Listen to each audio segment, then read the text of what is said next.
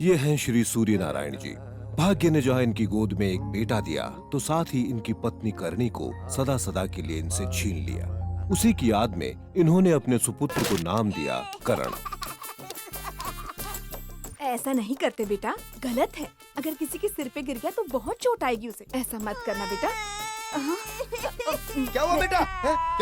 क्या हुआ मेरे लाल को? कुछ नहीं साहब, ये गमले नीचे फेंक रहा था तो मैंने इसे मना किया बस। 10 रुपए के गमले के लिए तुमने मेरे फूल से बेटे को डांटा। इस पर तो ऐसे 100 गमले कुर्बान हैं। चलो हटो, तू इन्हें गिरा बेटा, गिरा गिरा गिरा। मैं देखता हूँ तुझे कौन रोकता है। हाँ, शाबाश। लेकिन इन्हें क्या पता था कि एक दिन इन्हीं की सीख इन पर भारी पड़ जाएगी। सूर्य नारायण जी को अपने अंधे प्यार का एहसास हुआ तो सही, पर सिर फूटने के बाद। पर बात यही नहीं रुकी। करण की शैतानियां और टीचर की पिटाई दोनों हद से बढ़ गई थीं। और फिर एक दिन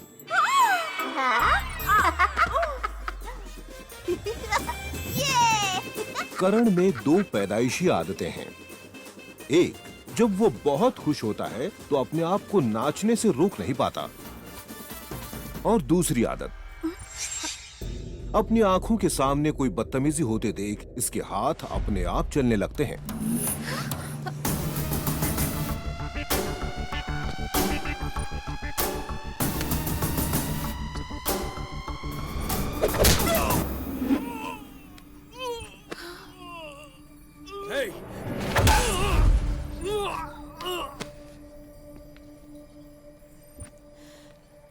थैंक्स ब्रदर।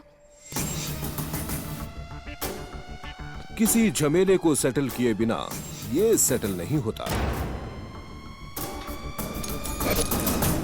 उम्र के इस पड़ाव पर भी सूर्य नारायण जी अपने बेटे को लेकर अब तक सेटल नहीं हुए हैं, क्योंकि करण अब बड़ा जो हो गया है।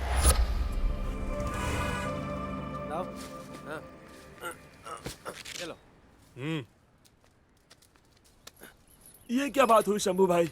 कल रात ही मैंने कहा था कि इतने सस्ते में मैं नहीं बेचूंगा। कल रात को ही सारे रेट्स गिर गए। अगर मंजूर है तो रख, वरना जा। ऐसा है तो मैं तुम्हें नहीं बेचता। तुम्हारी ये बेईमानी नहीं चलेगी। उतार दो मेरा माल। एक बार जो मैंने माल लूट करना शुरू किया तो वो माल मेरा होता है। अपने माल को भूल जा। कुछ भी हो, तेरा माल तुझे वापस नहीं मिलेगा। तेरी तो मैं। बाहर निकाल इसे।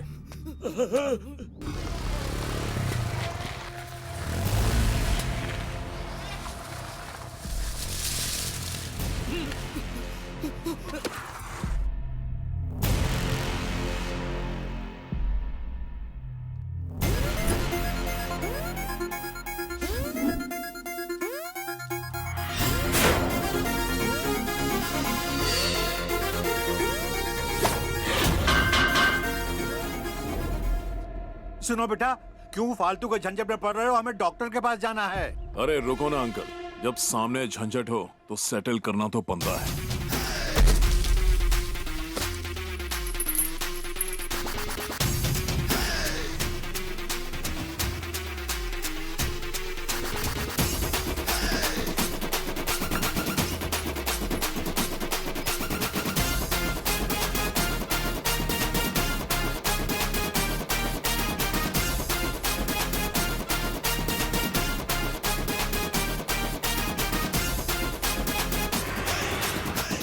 देख, हीरोगिरी दिखाने की कोशिश मत करना, वरना बहुत पछताएगा तू।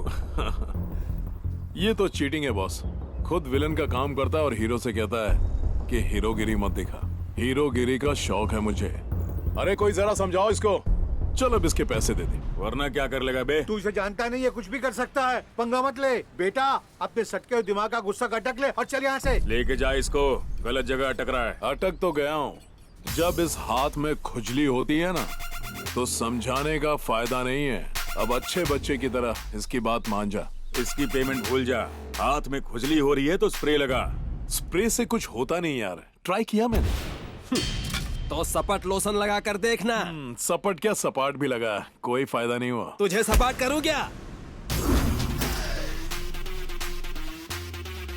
बकवास कर रहा है यहाँ बैठकर।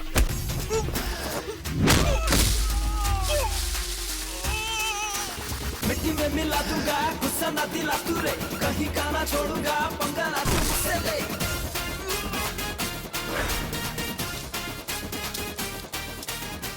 ये हुई ना बात, छटाक। अरे वाह, आधी खुजली मिट गई। ए, बहुत खुजली हो रही है इसको, मिटा दो इसकी खुजली। ना इंसाफी देखता हूँ तो मेरे हाथ इंसाफ करने के लिए फड़फड़ाते हैं, और जब कोई बातों से नहीं मानता ना तो अपनी यहाँ से सटक जाती है। हाथ और दिमाग को बैलेंस करने में ही साला पूरा दिन निकल जाता है। एक तो तू उसका पैसा नहीं दे रहा है, वो मांग रहा है तो तू उसे मार रहा है। इतना बड़ा शरीर है तो थोड़ी सी तो अकल रख। सोच रहा हूँ क्यों ना अब मैं बाकी की खुजली का इलाज तेरे साथ ही कर लूं।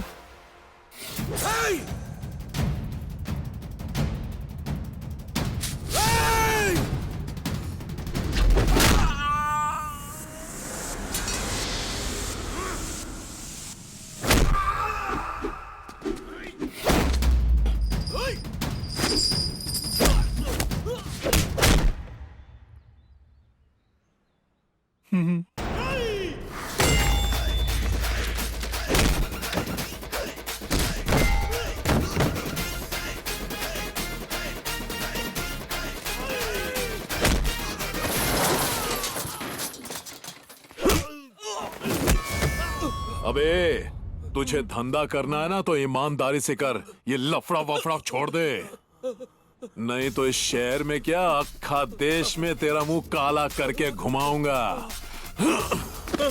दिमाग की दही नहीं करना। डरता नहीं किसी से, गलत नहीं करता हूँ, गलत जहाँ होता है तो उसको नहीं सहता हूँ, समझेगा। वाह, खुजली तो पूरी तरह चली गई। क्यों अंकल? तेरे हाथ की मिट गई और उसके दिमाग की भी मिट गई। अब चले यहाँ से। Take care. हाँ?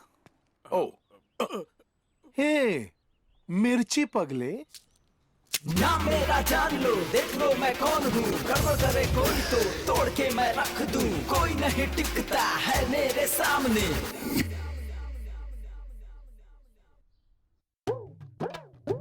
घबरा मत, मैं तुझे कुछ नहीं कहूंगा, क्योंकि तुझे कुछ कहने का फायदा है ही नहीं। पर बेटा, तुझे पाल पोस कर बड़ा करके एक बात तो मुझे अच्छी तरह समझ में आ गई। कौन सी बात पापा? अपने बेटे को पालने से अच्छा है किसी कुत्ते को पाल लो। अजय मूर्ख, कैसी बात कर रहा है? तू चुप रह, इसके बारे में मैं कोई गलत बात करता ही नहीं। पैदा होने से लेकर आज तक अगर इसने मुझे कुछ दिया है तो वो है सिर्फ स्ट्रेस, समझा? और इसे देखो, ये है मेरा सबसे बड़ा स्ट्रेस बस्टर।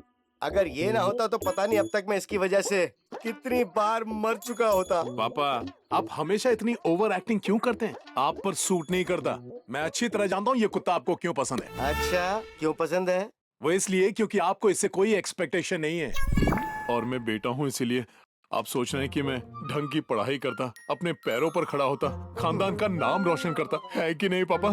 तभी आप अपने बेटे से खुश होते ना। इसकी तरह मुझे भी समझ लीजिए और कोई उम्मीद मत रखिए।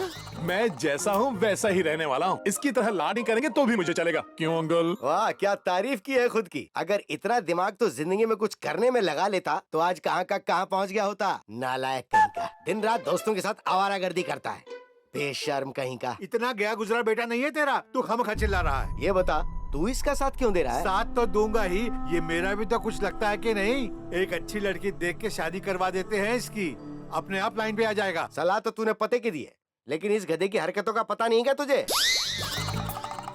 कौन बाप इसे अपनी बेटी देगा? तू रहने दे। मेरा एक पुराना दोस्त है सोमेश, वो अपनी बेटी के लिए एक अच्छा लड़का ढूंढ रहा है। लड़की बड़ी सुशील है, हो सकता है कि इस गधे को लड़की पसंद कर ले। अंकल, आपने कभी बताया नहीं, ये पंडित गिरी साइड बिजनेस है क्या? हर वक्त मजाक करता है। मुंह बंद कर, वो सही कह रहा है। हम वो लड़की देखने जरूर जाएंगे। अगर तुझे अकेले जाने में डर लग रहा है तो एक काम कर, अपने यार दोस्तों को भी साथ ले आना, लेकिन जाने से पहले अपना थोबड़ा चमका लेना। अब जा, खड़ा क्या, जा। हे ऊपर वाले, ये रिश्ता पक्का करवा दे, 100 किलो जलेबी बांटूंगा। कब ये लड़की बाहर आएगी और कब मैं ये मिठाइयाँ खाऊंगा? गीता तैयार हो रही है बेटा, बस 10 मिनट, आती होगी। कोई बात नहीं अंकल, तब तक की मिठाई टेस्ट करें। अरे अरे, पूछ क्यों रहे हो? ये तुम्हारे लिए तो है। थैंक्स अंकल जी। थू, भूखड़। पूरे जानवर हैं, खाना देखते कुत्ते की तरह झपटते हैं। पापा, फोन आ रहा है, मैं जरा बाहर जाऊं? इस वक्त फोन? जा जल्दी बात करके, नहीं तो मारूंगा तुझे। चल जा। अरे चुप रहना। अंदर पक रहा था मैं, टाइम पास। ये बापू भी ना।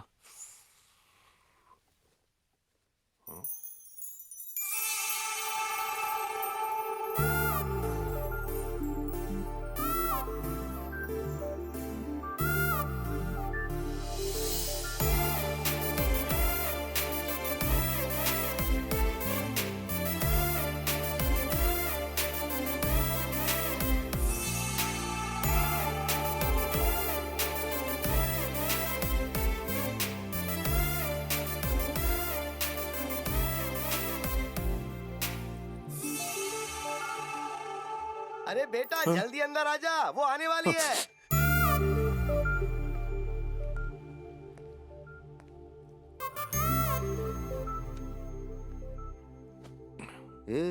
इतना मुस्कुरा क्यों रहा है? तू फोन इधर दे पहले, सीधा बैठ।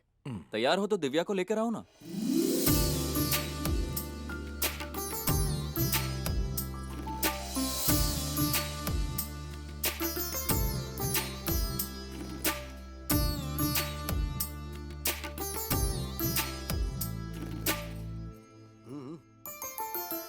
इस लड़की को तो बहू बनाना ही होगा। हाँ, नजरें उठा ली, देख लिया।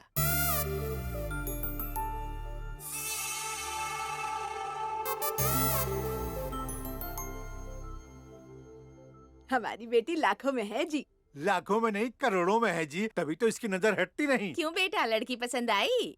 अरे आप इससे क्या पूछ रहे हैं बहन जी? इसकी तो हाँ ही समझो, नो मोर इंटरव्यू, सीधा सगाई करेंगे अब, क्यों है कि नहीं? हाँ बिल्कुल। अगर ये बात करण बेटा भी अपने मुंह से कह दे तो दिल को तसल्ली हो जाएगी। अरे ओ राज दुलारे, वो तेरे मुंह से सुनना चाहते हैं, उनके दिल को भी तसल्ली दे दे। पापा, जवाब देने से पहले मैं अकेले में कुछ सोचना चाहता हूँ। अब तक तो सुना था कि लड़का लड़की से अकेले में बात करना चाहता है, ये अकेले में सोचने की बात कहाँ से आ गई? कोई बात नहीं जी, आजकल के बच्चे हैं ही ऐसे, अगर सोचना है तो सोचने दीजिए। वाह भाई साहब, शादी से पहले आप इसको इतना सपोर्ट कर रहे हैं, क्या ना? जल्दी सोचना।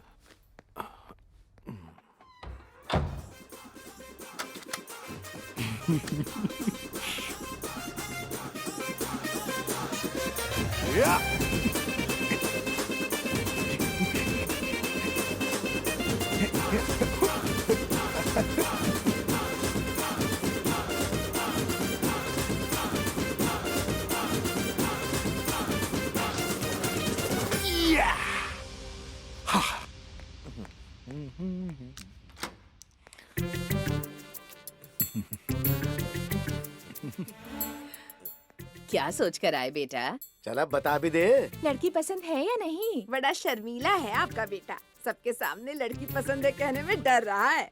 न डरता हूँ न शर्माता हूँ, मुझे आपकी बेटी पसंद नहीं।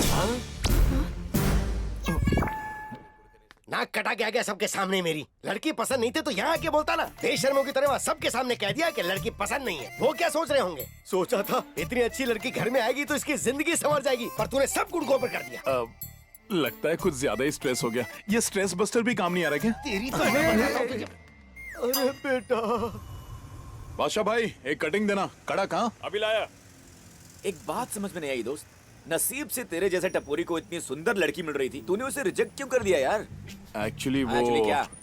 एक्चुअली अबे अगला क्या रहा है, बोलना बोलना। कहानी में ट्विस्ट है, लड़की की सहेली पे मेरा दिल आ गया। मतलब निगाहें कहीं और, निशाना कहीं और। अबे तू काना हो गया क्या? किसे देखने गया था, किसे देख कर आया? उससे नजरें मिली तो दिल फुदक कर उस पर अटक गया। दिमाग का तो जैसे फ्यूज ही उड़ गया रे। जिस लड़की को देखने गया था उसका तो नंबर ही नहीं आया। वो इतनी पसंद आई भैया, अब आपने उसको पसंद किया है ना तो आपको मिल ही जाएगी। हाँ, तू बड़ा ज्ञान दे रहा है, दूध के दांत टूटे नहीं और प्यार पे भाषण दे रहा है। चल काम कर। और तू ये दिल विल के चक्कर में मत पड़, देखा और प्यार हो गया, ये सब फिल्मों में ही होता है। चुपचाप जाकर उस लड़की को हाँ बोल दे और इज्जत से शादी कर ले। रख के दूं क्या कान के नीचे? मेरा प्यार सच्चा है यार। उसे देखकर लगा जैसे वो मेरी ही है, मेरे लिए ही बनी है। खुद को मजनू की औलाद समझने की जरूरत नहीं है, मजनू की तरह ये भी पिटेगा साला एक दिन। क्यों पिटेगा बे? किसी को अगर दिल से चाहो तो पूरी कायनात तुम्हें उससे मिलाने की कोशिश करती है, ऐसा शाहरुख खान ने बोला था एक फिल्म में। वाह, ये हुई ना बात। जब से उसे देखा है मेरे दिल में वाइब्रेशन पे वाइब्रेशन हो रहा है, कसम से। भाई ये कहीं वन वे ट्रैफिक तो नहीं? एक बार अपना दिल जिस पे आ गया ना, उसे तोड़ने वाला कोई पैदा ही नहीं हुआ। एक तरफ करण उस अनजान लड़की के प्यार का प्यासा है तो दूसरी तरफ कोई उसके खून का प्यासा हो रहा है। ये है शेखर सक्सेना। लोगों की रगों में खून दौड़ता है और इनकी रगों में निकोटिन। जिंदगी को धुएं में उड़ाना इनकी आदत बन चुकी है। शेखू, एक अर्जेंट काम है, आके मिल मुझसे।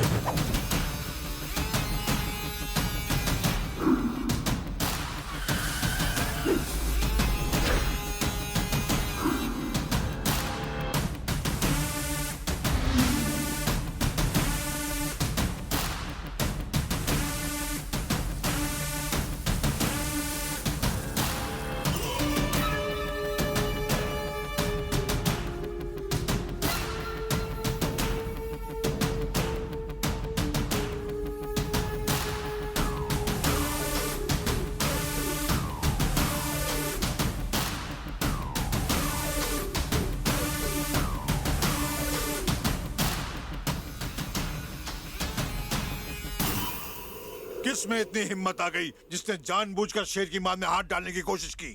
जरा इनकी शक्लें तो देखो, क्या हाल बना के रखा है। क्या समझता है वो मैं हाथ पे हाथ धरे बैठा रहूंगा? एमएलए हूँ मैं यहाँ का, यहाँ मेरी चलती है। शेखो, चाहे कुछ भी करना पड़े, वो जिंदा नहीं बचना चाहिए। हाँ भाई, आप मार दीजिए उसे, जिंदा मत छोड़ना।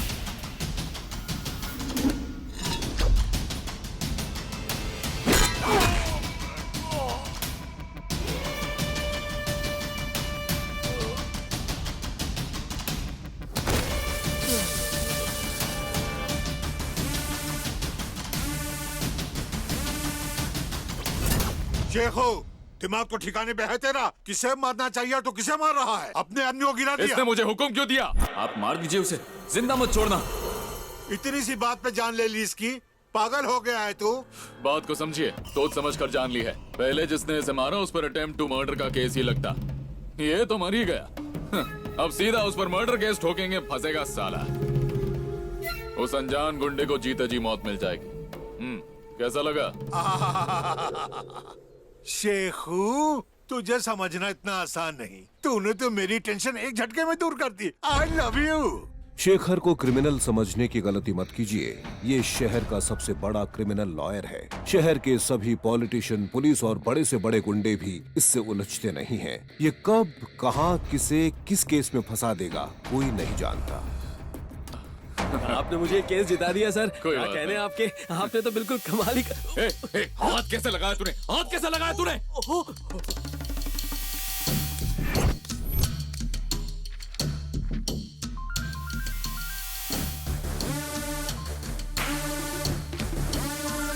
शेखर की सबसे बड़ी कमजोरी है इसका गुस्सा। क्राइम के मामलों में तेजी से चलने वाला इसका दिमाग अक्सर इसके घमंड के जाल में उलझ कर रह जाता है।